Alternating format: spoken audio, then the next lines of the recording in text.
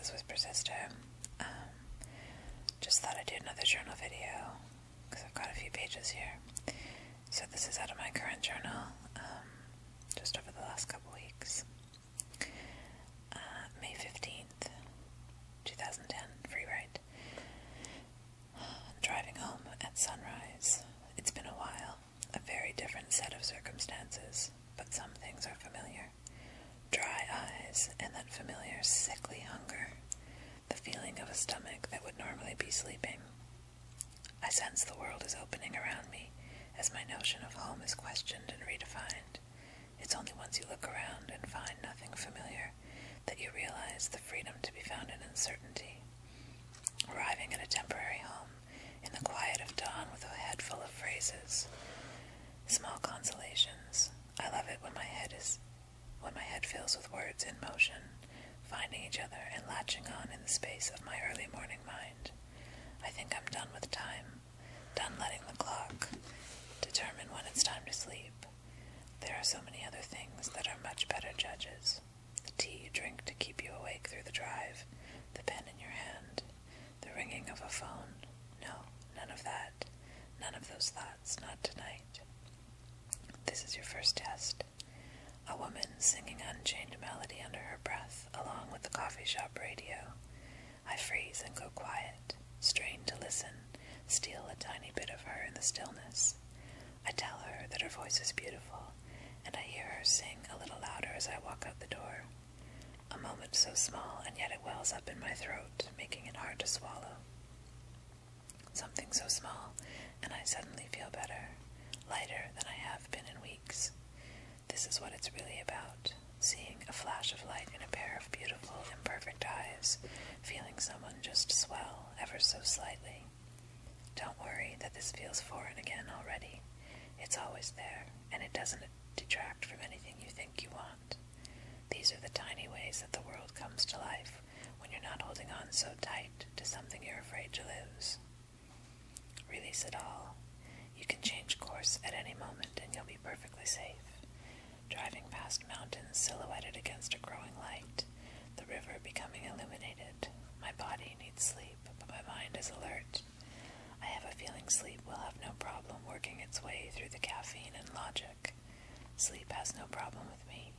The dreams I'll have are anyone's guess. No sense avoiding them now. Okay, June 3rd. I used to be embarrassed to speak of God. After what I've seen in myself these last few days, I realize that I have no choice. I am humbled. I am terrified. My mind cannot be underestimated. Have I ever known such desperation? Only once before that I remember, and even that seems to have been diminished. To see how completely I can lose touch with reality. I know that sound. I recognize it well. My voice saying I love you, when I'm really saying please don't leave me. I can hear it now. How many days has it been? 2, 3, already a little more in touch with reality. When did you become a poison for me? Already I can feel you gone from inside me. I need something pure flowing through my veins. In this state, I can't possibly find you now. I have to heal what's happened inside so I can remember. No, not even remember, just heal. Can I allow myself to be happy even in the face of uncertainty and regret? Uncertainty and regret, both of these are problems only for my mind. Again and again, it's the same conclusion. I am not my mind. I need to find out what I am. I need to feel what I am. I need to feel God, which is what I really am. I am not the exception to the rule.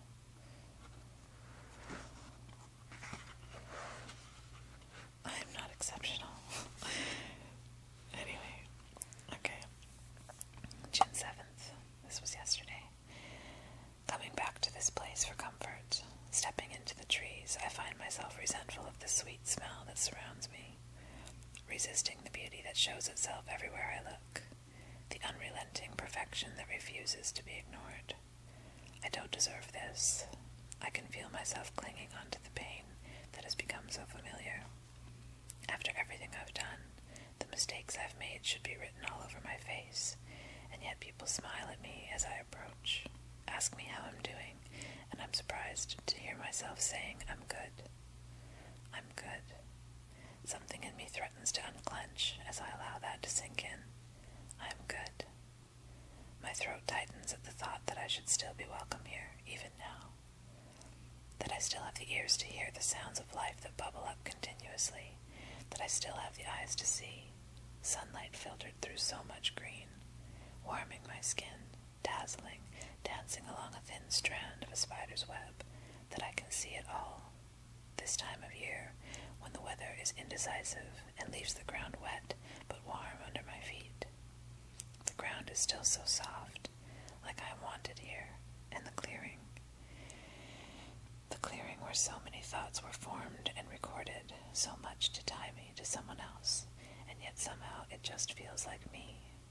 Thank God for that. The clearing bears little resemblance to the way it was the last time I was here, where before there was dry, hard earth and sparse winter grass. Now there is a whole world of flowers, plants up to my waist, grasses and weeds arranged in perfect disarray, the product of seeds that were there all along. I'm too tired to follow that metaphor now, but it's not lost on me. This is a lesson in forgiveness and humility, that I should be allowed to experience this place as if I was unchanged, that I should be welcomed, enveloped, and allowed to become invisible. Nothing here depends on me. I can let go of my need to control and watch everything take care of itself. Watch nature in action and realize that I am just a tiny part of it. So much green, warm, moist air in my lungs.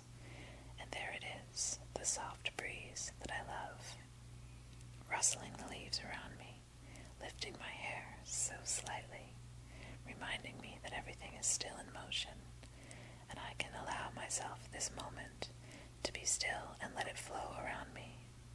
I can't stop any of it, but I can let it just wash over me. Wash over me. I can give my thinking a rest, relax, and just become another organism here. Can I really give myself another chance?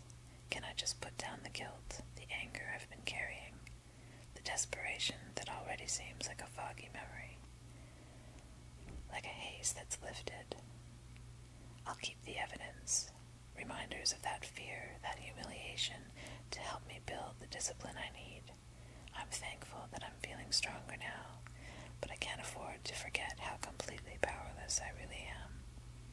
I can't afford to fool myself into thinking that I've got control, that I can do this alone.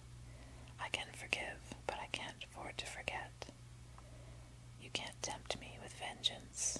Anger and indignation might help in a pinch, but they are not who I am. I get my vengeance by loving through my pain. Forgiveness is the surest